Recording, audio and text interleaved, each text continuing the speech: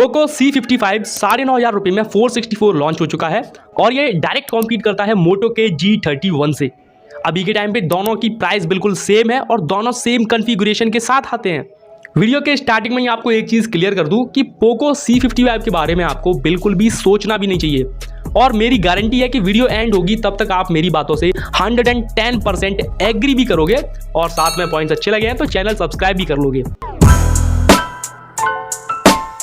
9,500 रुपये के प्राइस के हिसाब से पोको आपको एक 6.7 इंच का HD प्लस डिस्प्ले देता है, केवल HD प्लस, जो कि वाटर ड्रॉप नॉच के साथ आता है और 500 निट्स के मैक्स ब्राइटनेस के साथ आता है। अब मेरा क्वेश्चन ये है कि 9,000 से एवब जितने भी फोन्स अभी मार्केट में हैं, चाहे वो इन्फिनिक्स, मोटो या फिर किसी अदर ब्रांड के हैं, वो most of full HD displace के साथ आ रहे हैं और इन्फिनिक्स और मोटो के फोन्स में तो आपको एमोलेड डिस्प्ले भी देखने के लिए मिल जाता है। सो मतलब मैंने एक 6.5 इंच का एक HD प्लस डिस्प्ले यूज़ किया है, उसमें 6.5 इंच में ही आपको पिक्सल्स से दिखने लग जाते हैं, मतलब बिल्कुल भी क्लैरिटी आपको देखने के लिए नहीं मिलेगी इस वाले डिस्प्ले में, और ये तो 6.5 इंच से ज़्यादा भी है।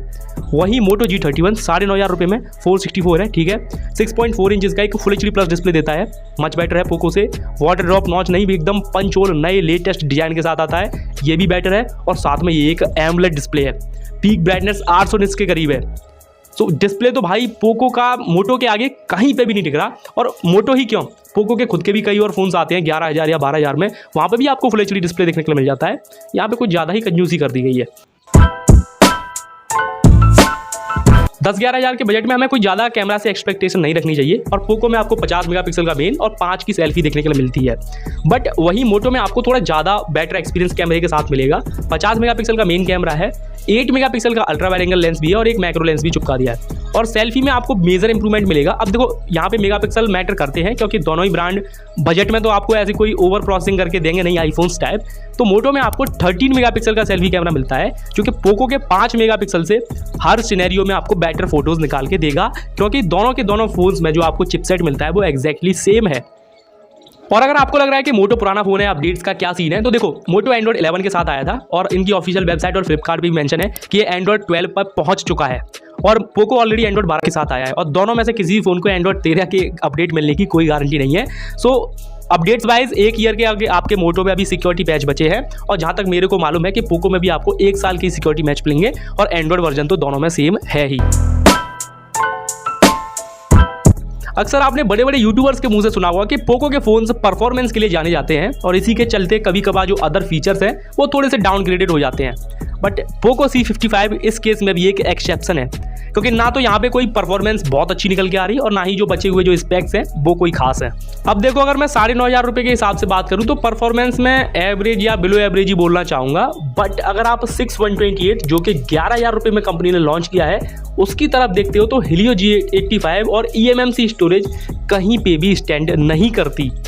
क्योंकि ज़्यादातर इस प्राइस में जो फ़ोन्स आते हैं वो स्नैपड्रैगन 680 और UFS स्टोरेज के साथ आते हैं, तो वो ऑलरेडी पोको के इस C55 से मच बेटर है। और यार ये लोग Helio G85 को डाला है फ़ोन में और फिर भी बोल रहे हैं कि सेगमेंट्स फर्स्ट स्मार्टफोन है, ऐसा वैसा फलाना ढिमकाना।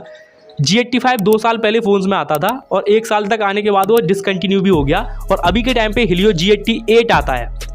जो कि मैं भी बोलूँगा कि 10,000 के हिसाब से भी कोई ज़्यादा खास प्रोसेसर नहीं है, क्योंकि 10,000 में मोटो का G32 भी आता है, स्नैपड्रैगन 680 के साथ आते हैं, और 10,000 के आसपास कई सारे फोन्स आते हैं जिनमें आपको स्नैपड्रैगन 680 या फिर Helio G99 या G96 जैसे प्रोसेसर्स देखने के लिए मिल जाते हैं। तो ये वाला फ़ोन परफॉर्मेंस को तो ना ही टारगेट करता, और जो बचे हुए फीचर्स हैं, डिस्प्ले, कैमरा, ये भी कुछ एकदम बेकार क्वालिटी के ही डाल दिए हैं।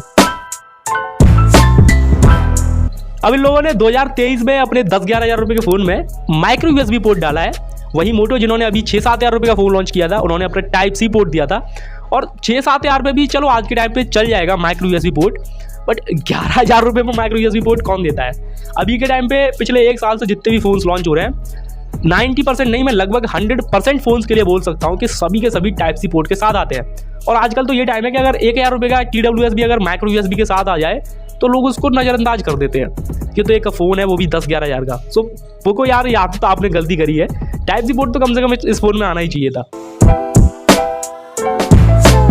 क्योंकि बैटरी और चार्जिंग में भी कुछ ऐसे खास नहीं उखाड़ा है। 5000 mAh की बैटरी है और 10 वॉट की सिंपल सी चार्जिंग है। सो ओवरऑल अगर आप 10,000 रुपये में एक बढ़िया फ़ोन चाहते हो तो 1,000 रुपये बढ़ाकर या फिर कार्स लगाकर मोटो G52 कंसीडर करो, जो कि इससे हर मामले में बेटर है। डिस्प्ले, कैमरा, बैटरी, प्रोसेसर, हर चीज़ बेटर है। या फिर लेफ्ट वाली वीडियो पे सिंपली क्लिक करो, वहाँ पे आपको सारा कुछ देखने के लिए मिल जाएगा।